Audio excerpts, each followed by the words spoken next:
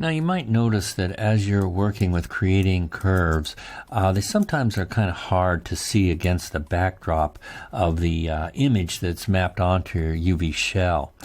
There's a couple of ways we can remedy that. If I'm selecting let's go to my curve layer here.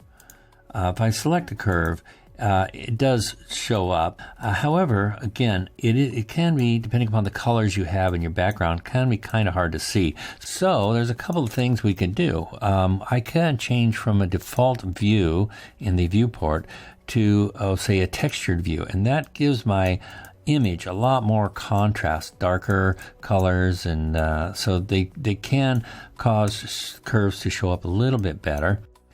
But for the most part, what we can do is go back over to the shader tree. Now, fortunately, remember, we made the UV mesh a separate material than the shoe. So now we can manipulate this material all we want and not affect the shoe. So I'm just going to select the material, and I'm going to go to the trans here, material trans. You can see that edge tab there, and I'm going to go down to where it says transparent amount. I'm just going to click and just drag this transparent setting up, and you can also set it here. Just plug in a number. As you can see, the background image becomes more transparent. Actually, my whole background object becomes more transparent, and now I can see my curves. They show up really well against that background image, and I can still see the background image well enough to lay my curves down on them.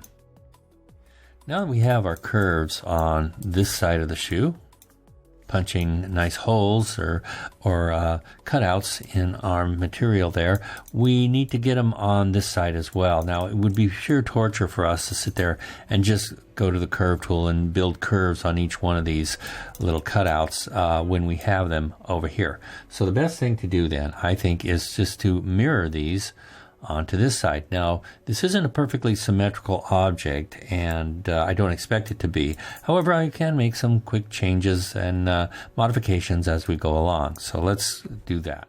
The first thing I'm going to do is just go ahead and turn off the curve fill right there, so I can work a little bit faster with this. And I'll go into polygon modes, go into the curves layer. Now I'll select the first curve that I want to mirror there, and I'll just hit the escape key to get out of the curve edit mode and select the rest of these guys right there. And I'm going to go over to the duplicate toolbox, go down here to mirror.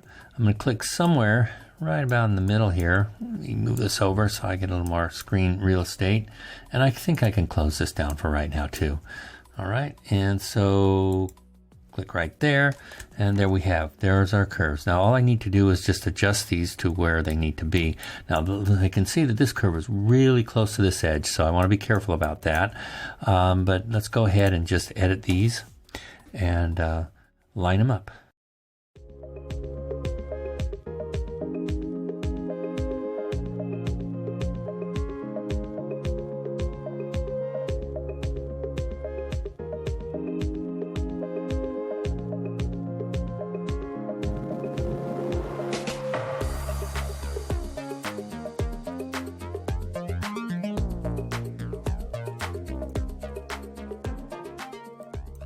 Okay, now we've got that done. Let's go ahead and turn on the curve fill tool. Now we can see that it created filled positive curves for these new curves we added here. And all we need to really do is just flip those around. So I'm going to go back into polygon mode, and if I click on that one, hit the F key, it should bore a hole right into our material. Give it a second. There it is.